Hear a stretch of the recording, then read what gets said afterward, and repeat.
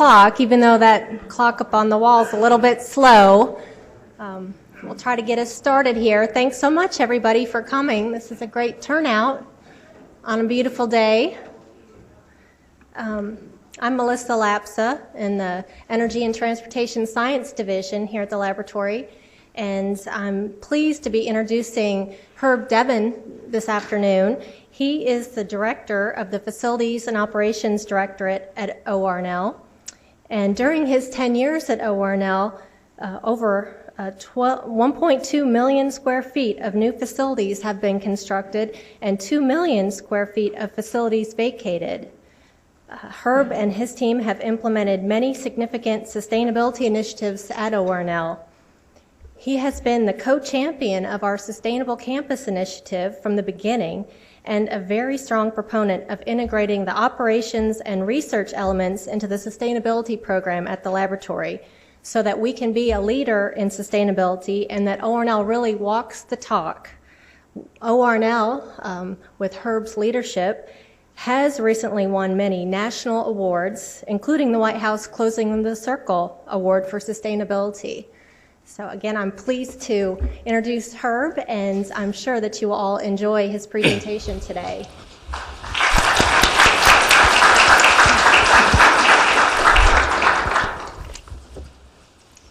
Thank you, Melissa.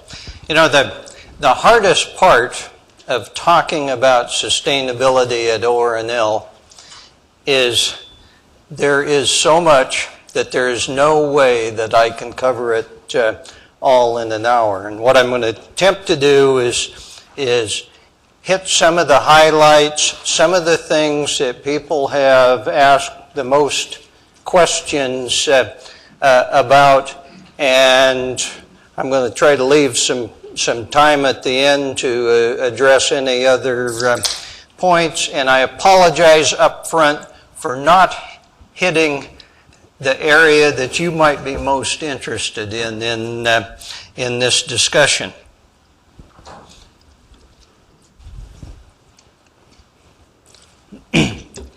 Well, we started our approach to sustainability, and frankly, we didn't even know the word. It wasn't in our vocabulary, but when I'm talking UT-Battelle now, came in 2000, we looked at anything but a world-class research complex. I think Greg Palco's sitting back here, and he had a term during world-class science and third world facilities, and that was a really apt description. We developed a strategic facilities plan for revitalizing the facilities and infrastructure. We envisioned a vibrant campus that would attract the best people in the world and would allow cross-collaboration between different disciplines of science.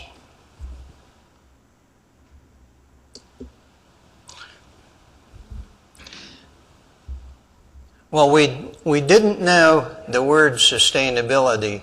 We implemented the concepts in everything that we did. We wanted to have a low energy cost facility because that continues to pay dividends for years. We knew our existing infrastructure was inefficient, and we wanted to have things like sustainable landscaping incorporated in the overall plan.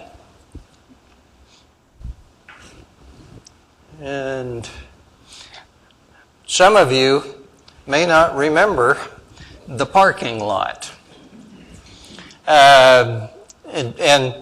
And look, empty spaces. That's something that we haven't seen for some time. But this empty parking lot became the core of the revitalized campus here.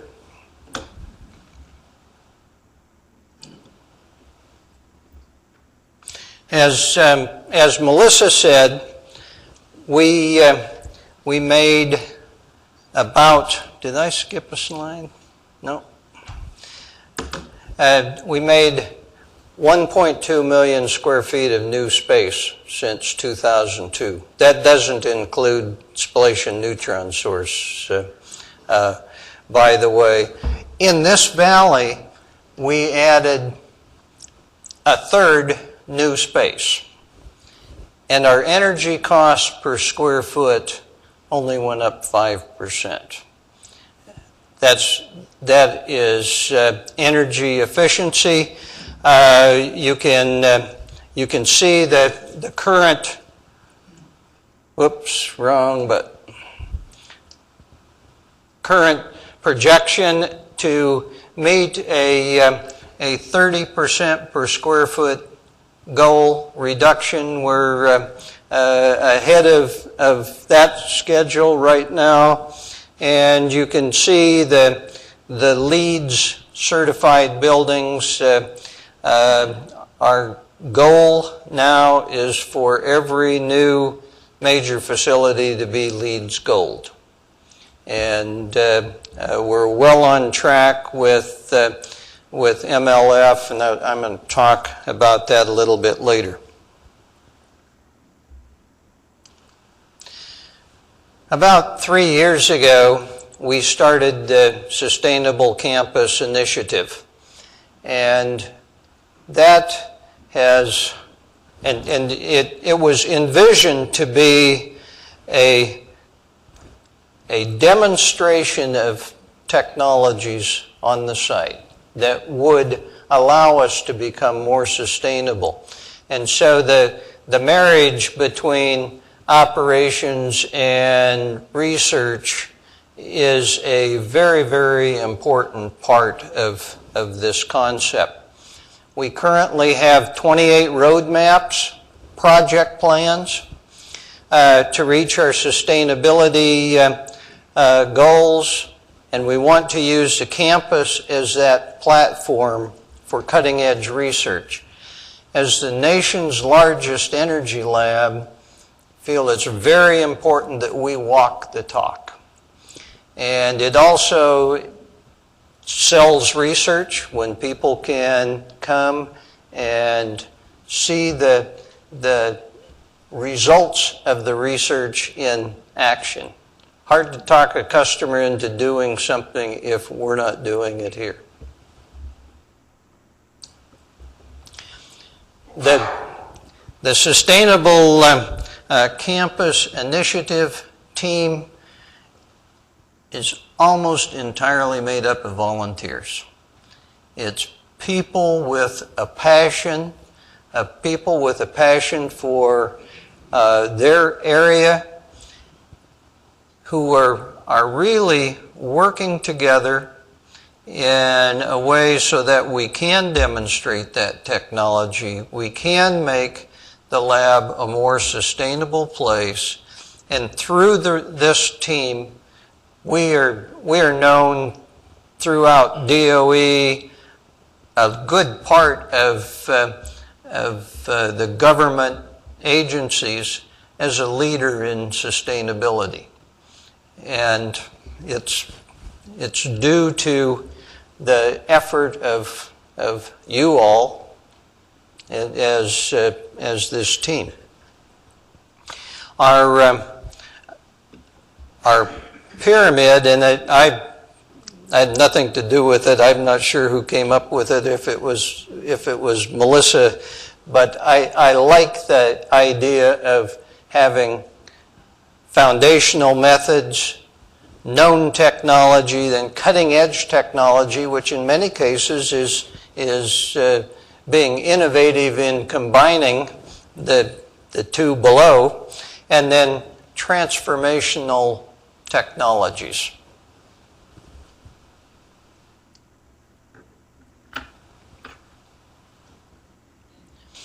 Some of our highlights here, renovations and equipment to minimize energy usage. This has been big and small. I think one of the first things we started with, and Greg Palco led this effort, we put variable speed drives on our 1,000 fume hoods. That had, as I recall, it was a 6 to 8 month payback in energy use. And we came up with a scheme to implement this very efficiently. I think one person did almost all of the work, but the paybacks on this were absolutely immediate. That was our first Lean Six Sigma effort as well. Building 3156 is a net zero energy building, and that takes a huge amount of effort to reduce the energy in a very aggressive way, and then add clean power to make up the difference. Norm has led that effort. But what it really takes, in addition to that, is absolutely dedicated building occupants. Because you can design, you can implement the very best features, but without the occupants' culture change to energy, we can't achieve those goals. Building 1059 was our first building, and also the first in DOE to achieve LEED Gold for an existing building. And the benefit of this is Building 1059 is a cookie cutter building, and we have 15 cookie cutter buildings at the site. So once we have it down, we've figured out what to do on this one, then we can apply it to 15 more buildings. Why is that important? Well, it reduces our energy, but we also have an executive order that says we need to have 15% of our buildings, not the square foot, which we already meet, but 15% of our buildings meet LEEDs and above standards.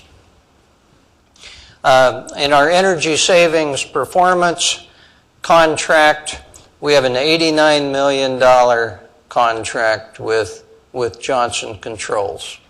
Johnson Controls doesn't get paid for anything unless they can demonstrate that we have achieved energy savings. And the energy savings come out of our utility bills. Now that means our utility bills aren't going to go down, but we're going to use a lot less energy over the years. And they will go down somewhat, but most of our savings go into paying for that. And we've implemented a bio boiler, which will reduce our fossil fuel usage by about 80%. I'm going to talk more about that later.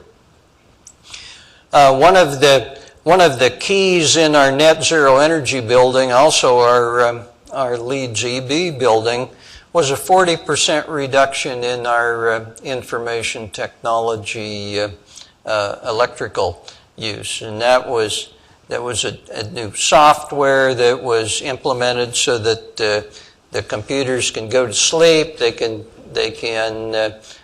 be restarted so that software can be pushed to those. Right now, we've implemented in all of our Windows computers, and it's 7,500 of them in the lab. Our waste disposal to landfill is going down. We had some very aggressive goals there. Our fleet management, we have, I think it's 81% of our vehicles now are alternative energy or hybrid vehicles. And last year we purchased every vehicle that was possible to purchase in one of those categories. I think that was 92%. There are things like bucket trucks and hoisting and rigging vehicles and fire trucks and ambulances that don't come in those, but most of our vehicles do. And as Melissa says, our efforts have earned national recognition, including the White House closing the Circle Award. Last year we received Federal Energy and Water Management Award and the DOE Management Award for sustainable campus initiatives. And it's garnered lots of interest, and Melissa's been able to use that interest to reach out to communities and get people paying for her to demonstrate how we go about our sustainability. In building 4100, and I have a hard time thinking of that as the number. I think of it as MLF, the Modernization of Laboratory Facilities building, which is being built directly behind you, in front of me. But just some of the items there, it's in a recovered wetland behind it. We preserved that area to the maximum extent. It naturally filters our storm runoff. We have heat and energy recovery systems, a glycol loop, and actually an energy wheel that picks up the energy, recycles it from waste heat from the building. We have variable speed drives in the mechanical systems. There's a stormwater retention vault, big tanks for site irrigation. We have native plantings, solar panels which provide energy for the lighting in the facility. There's solar shading. If you look at the windows, whoops, wrong button. The windows here are flat. It's a light shelf, and it reflects light back into the laboratory. The walls in the laboratory have lots of glass in them so that there is daylighting throughout the building. A very energy efficient envelope, white roofs, lots of insulation, so it'll be a very energy efficient building. Biomass gasification plant, it's being installed now. We'll go through commissioning starting this summer. Actually, we're starting commissioning efforts now, but testing this summer. We'll achieve about an $8 million annual savings just on this area. The facility will produce 60,000 pounds of steam.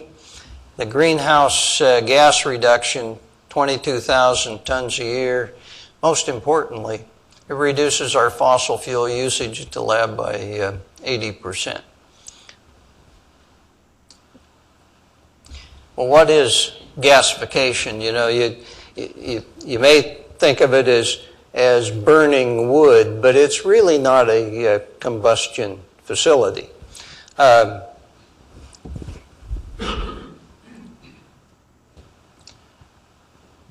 We have waste wood particles that we buy largely from manufacturers who are making wood products. So it's a waste product that is augured in from the bottom into this gasifier. The gasifier has low oxygen content. It's held low so that it smolders.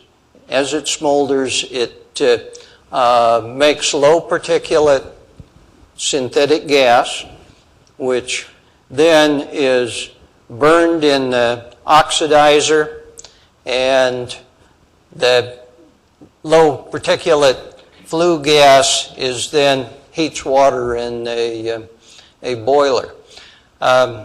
It's a technology that's developed by a Canadian firm, Nextera, and we are quite excited about the potential that this has. The gasification allows a lot of fuel flexibility. Waste wood products is what we'll use at first. Bob Baugh and the utilities team are already talking with Knoxville, other cities that do tree trimming to be able to get those kind of waste products and use them here rather than going into landfills. And we're also getting supply contracts. When I visited the pilot plant in British Columbia last year, they were burning sewage sludge. And from a city in Connecticut that was considering, I don't know whether they have, buying this system to get rid of their sewage sludge and also to generate power. We're also really want to have a pilot run this year of switchgrass, which would give us some additional capabilities from local growers, a very sustainable crop that we could use in the boiler, and it has a number of negatives and some positives. It has higher fuel content per weight than wood, but it's about 1/7 the density, and so we could end up with a lot more trucks and handling things, and so we really need some testing to determine whether that'll make sense for us.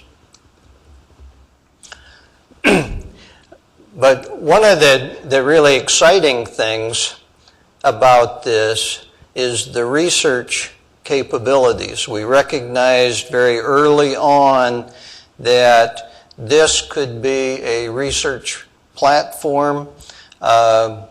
We worked with a number of researchers. Robin Graham pulled the information together, and 18 different research areas was identified with this, from syngas analysis and testing, different feedstocks, optimization of fuels, corrosion science, a lot of material science. That auger that goes in from the bottom is the highest wear point.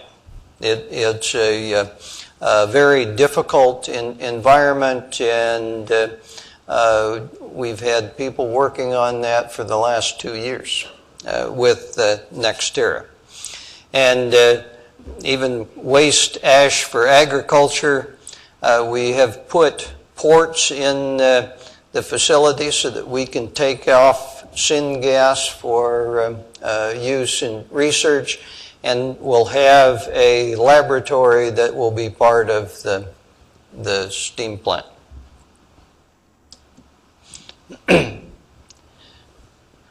A clean energy future. The President's goals and Dr. Chu's goals.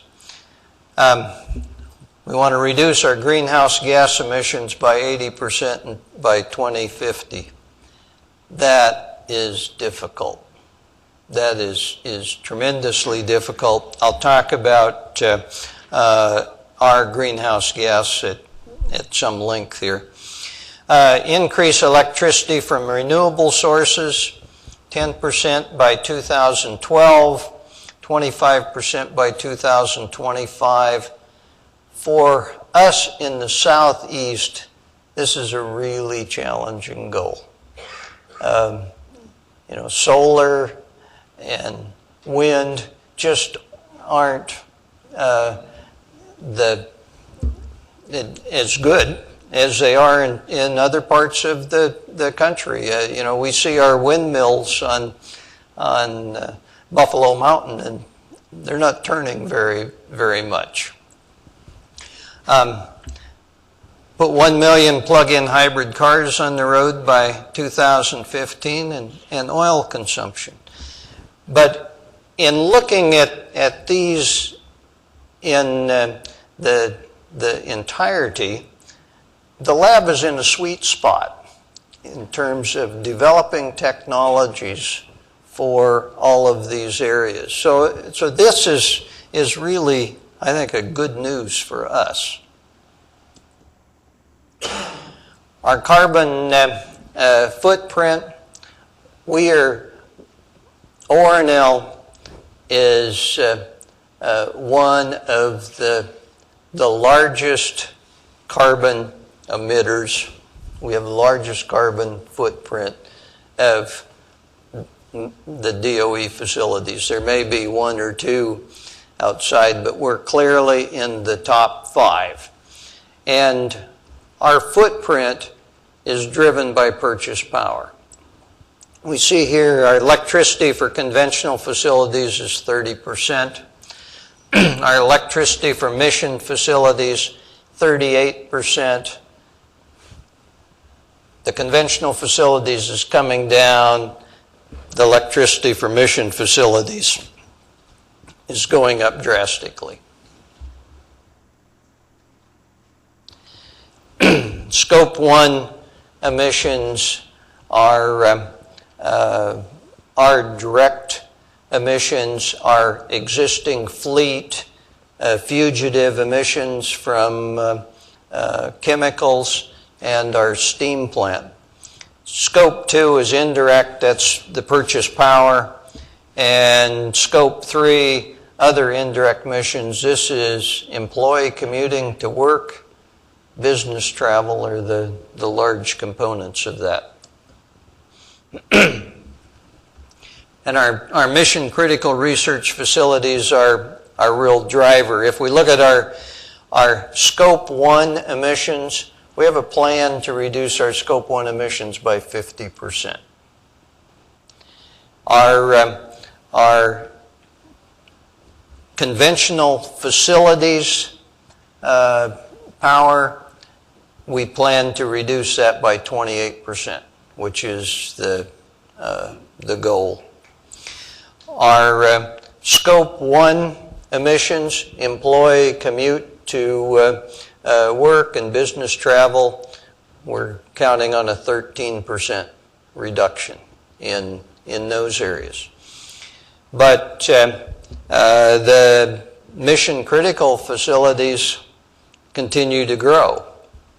And that's based primarily on computational. S&S is growing. The second target station isn't, excuse me, in this time frame, so it's almost entirely computational growth. This is a really hard projection to make because we're looking, well, it goes out beyond this, but by FY18 to have an exaflop computer. That's 500 times faster than what we have now. And we're assuming that we'll have a 4 times power growth. So we're assuming 125 time reduction in watts per flop by that time period. Well, is the technology going to be that good? Are there going to be some step functions that really change that? It makes it very difficult, and the difficulty is we have to size our infrastructure for these. So they're very, very critical decisions.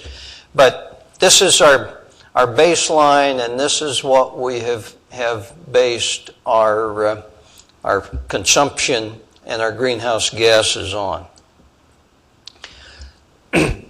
Now, when I talked to Secretary Chu about this, we really talked about our sustainable campus initiatives, all of the things that we were doing to reduce energy. And he understand, and this effort gave us a lot of credibility for the next statement, which was, but we can't get to where we need without a change in our power supply. We cannot reduce our energy enough to meet our mission needs. And so, just like building 3156, where we aggressively reduced the energy needs and then added clean power to get net zero energy, that's the same approach we want to take for the lab. But there isn't a solar array or wind farm that can do that for us. In fact, we think the only real option for us is a small modular reactor. And that small modular reactor then provides the clean power to meet our mission needs.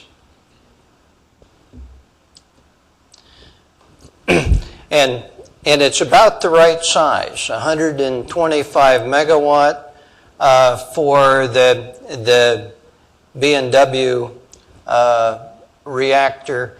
TVA has a contract working with B&W. They're very excited about this concept.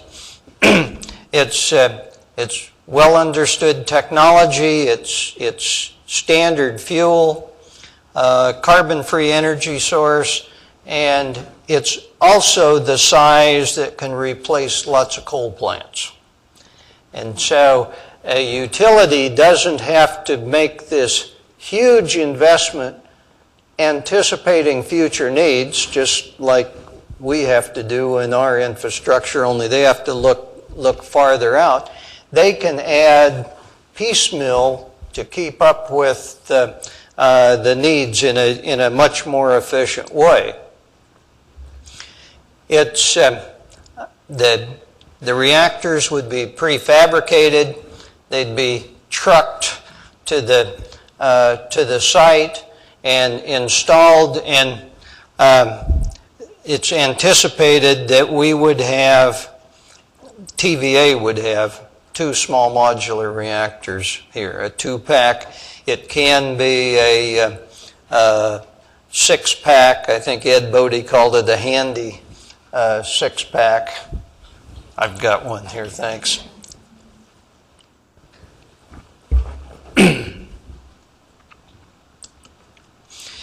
And luckily for us, the TVA Clinch River site, which is adjacent to the lab, is a very attractive demonstration site. It was previously characterized. It was former DOE land, but given to TVA. It's NRC regulated. And it not only would it benefit the lab, we think that it would also benefit Y12 and city of Oak Ridge is also very interested in becoming a zero energy city. So this proposed teaming is what we call a Win for, and DOE wins on this. Secretary Chu has repeatedly demonstrated his support for small modular reactors. The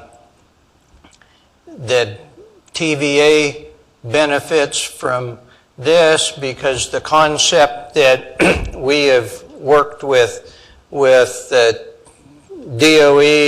and TVA on is a cost sharing for the first reactor. The very first reactor costs about twice what the next reactor costs. And that is this whole licensing process, the initial design, and DOE has agreed, and we'll see how it comes out in all this budget, to fund half of that first cost of the reactor. We will provide some technology to this. TVA is convinced that they can license it 1 to 2 years faster with our help, and we would have a purchase power agreement that we would buy the power. We'd guarantee the purchase of the power from that small modular reactor. So we get the credit for the green energy, and of course the reactor vendor benefits from this cost share. It reduces their risk overall, and we believe this is a great package. I was on a plane yesterday and reading the New York Times. They had a discussion about this, and the closing statement was, there is little not to like about this concept. Paula Flowers is been assigned. She is the lab's program manager that's working with TVA to work on the implementation. So our vision continues. This is what ORNL might look like in 2030, and you see a lot of the old legacy buildings are gone. We have a vibrant science and technology park. We have our boiler, and we have some green space in the lab. The budget situation in the next few years is going to impact what we're able to do on sustainability. It already is. Last year we spent $3.6 million in that range. This year it's about $2 million. We've developed a strategy that we think that we'll get a infusion in FY12 on sustainability areas. I think it's very important. We don't want to lose the momentum. We don't want to lose the leadership that we have gained in sustainability. But right now, looking at the budgets, you can come up with terrible scenarios. You can also come up with some pretty good scenarios. We're just going to have to be very creative, fleet of foot, and depend on a lot of volunteer activity as we've done to move this forward.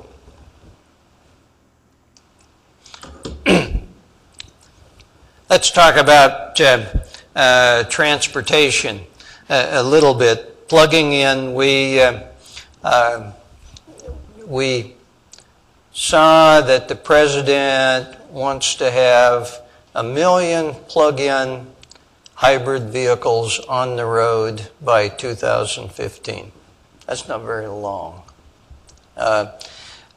We are installing 25 solar-assisted charging stations on campus by March 31st. They're on the parking lot right on the hill. There you can see the panels and the supports in place.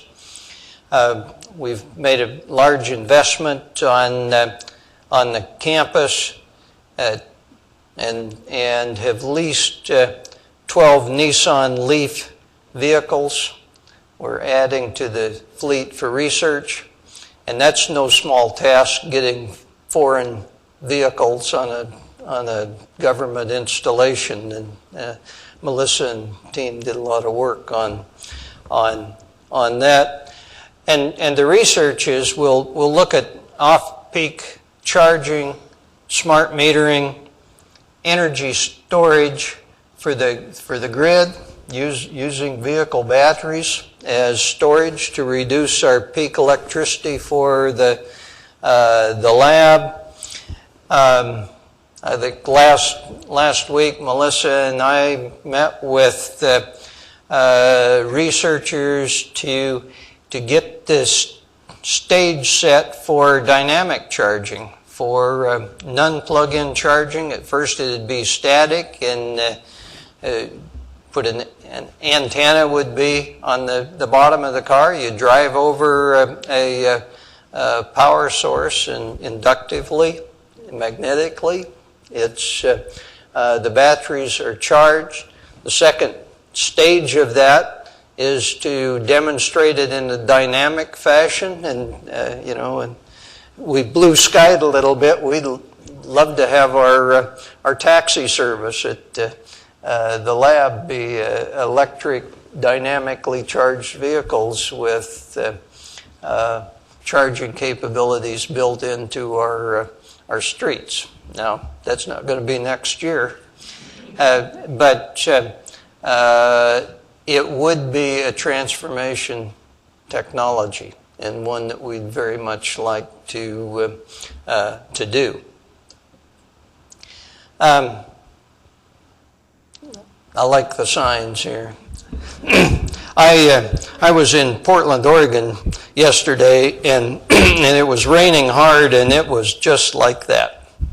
And it took me quite a while to get to the airport. But we're trying to do some things to reduce that consumer frustration. One small thing was the webcams that allow people to look at what the traffic flow is on the east and west campus, so that people can make a decision, if you have the option of going east or west, which way has smaller congestion. We're working now on a fix to the west end of campus, and that since it's Highway 95 a state road, not our road, we have some input but not the decision capabilities, but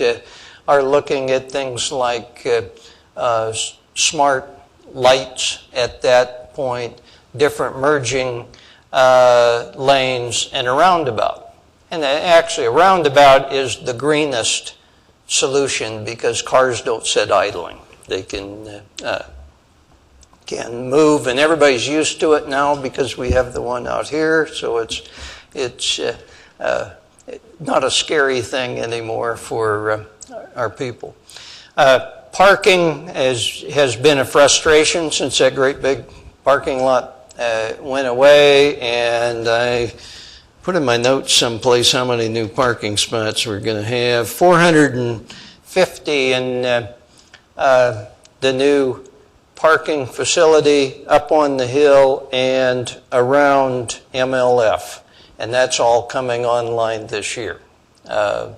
Starting, the MLF parking lot is or the MRF parking lot. The extension is open now. You can even park under the covers until we get electric vehicles on site, and then they'll be reserved for those. We are going to lose some parking spots on Bethel Valley Road and 5th Street. We're going to lose that for a while when we start construction of the max slab. And but that's, I didn't write down how many that is, but around 100 and perhaps 100 spaces. So we're still having a significant net gain. In ride sharing, have a team. Ed Bodie is working on that, of increasing the amount of van pool and carpool, and really talking with different people, getting ideas. We'll change our procedures, we'll change our website to allow that activity to go on. It makes it greener. It makes the commute better. We get fewer cars on the road, and you can save some money in doing it, and we'll save some greenhouse gas. It'll go to our 13% reduction. Also working with regional partnerships to try to get some mass transit for the laboratory. This is a heavy lift. People are married to cars, and it's very difficult to, and people are spread out all around the laboratory. So finding a way that's effective to start, to get the momentum going is pretty key. So we're working with the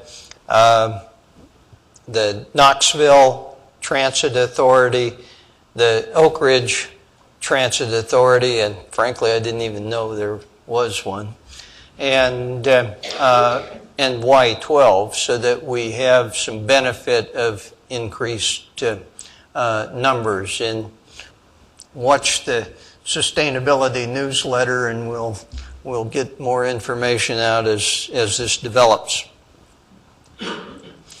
I can't end without special recognition to Melissa Laps, Teresa Bear, and Randy Overby, who are really dedicated to this effort and leading the effort. To it really takes a great team. It takes a great plan. It takes a vision for all this to work, and I think that we've got them all. And thank you, and I've saved some time for questions. In reference to the biomass gasification plant, I was wondering if you all had ever considered growing switchgrass on lab property, maybe along both sides. Yeah. The question was, have we considered growing switchgrass? And we've considered is probably the right word. Planned is probably not. And the very first thing we've got to do is make sure that it'll work. And so we're trying to scrounge up enough money to have this demonstration done. We're working with the University of Tennessee. Sam Jackson is a vice president of Genera, and he covers this whole area. They will provide the switchgrass for us. I'm also on the kind of the board of the biofuels plant at Venor.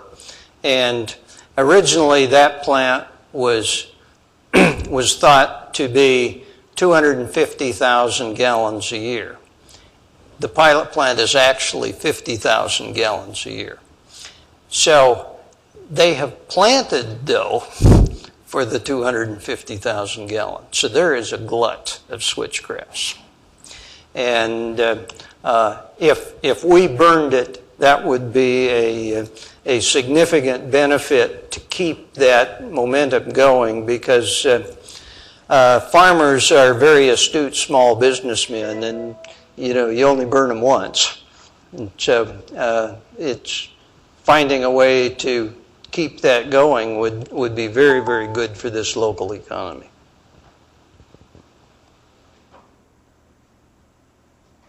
Kirby mentioned in the context of the parking, the max slabs progress. Do you have any thoughts on the time scale for that, and a little bit about what technology we might try to see for that? Well, we're in design now. Construction starts, I forget, late this year, early next year, and it's done in FY12. And the technologies, it's energy efficient lab. EERE is funding the laboratory. And when we think about transportation and the impact of it, our desire was to have Max Lab be LEEDs Platinum, the highest level, because we felt that was important to walk the talk. When we really got into all of the numbers, we found out that it was almost impossible to have a platinum facility without mass transit. So where we are is keeping us at a gold level. Now, nothing to sneeze at gold. That's a very high level, but we really would have liked to have had the bragging rights on the platinum facility.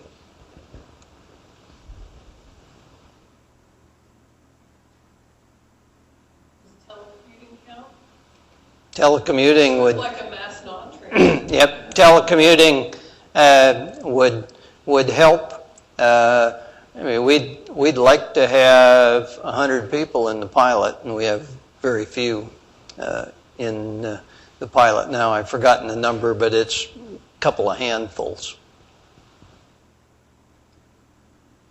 But it helped parking. Certainly helps at 13% for reduction in our scope 3. Even if you telecommuted just a couple of days a month, it would impact that scope 3. Yep.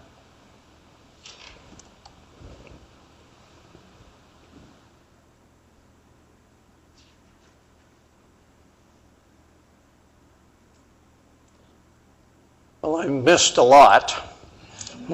As I just covered a few of the road maps here, and that isn't to slight any of them. I thought this was the areas that people had the most questions. So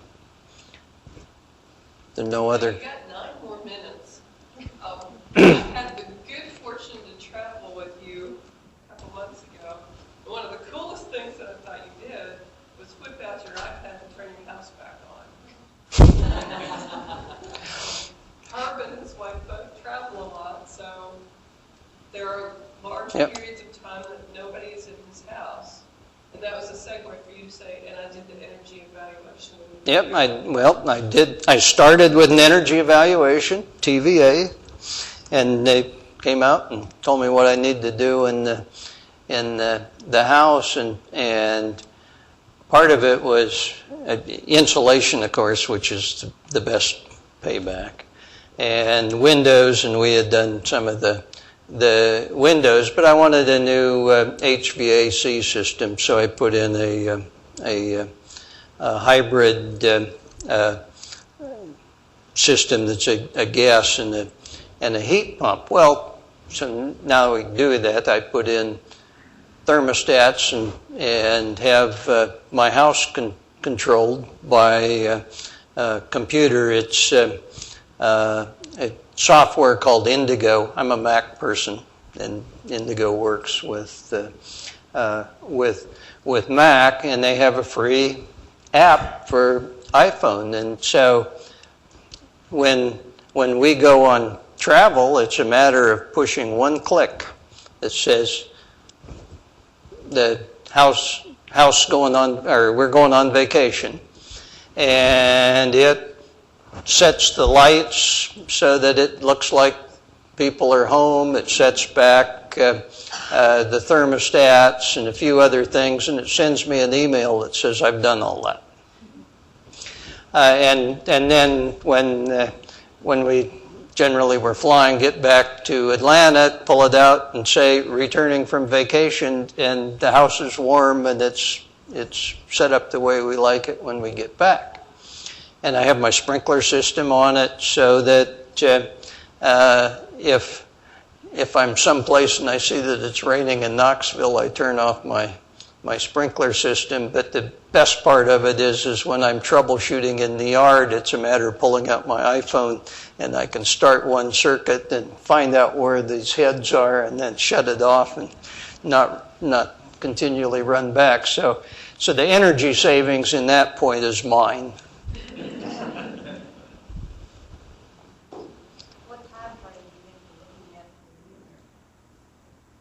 Time frame for the nuclear, for the modular. Oh, for the modular reactor, 2018 is our desire, and the schedule may be 2020, but it's going to be very close.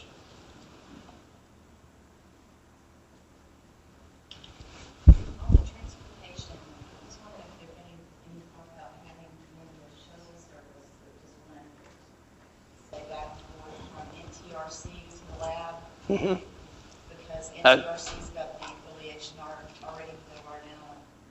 Yeah, you know, I think that's a good idea. If there's enough traffic that we could figure that out. As we get into SIRE and more depth, we're also, I think, a shuttle service between here and UT would be very good. Yeah, because I telecommute part-time, Mm-hmm. but when I do come in, it would be great to just drop the NTRC and then shuttle in. Right. And be able to leave, at a certain time. Well, Ed, put that on your list.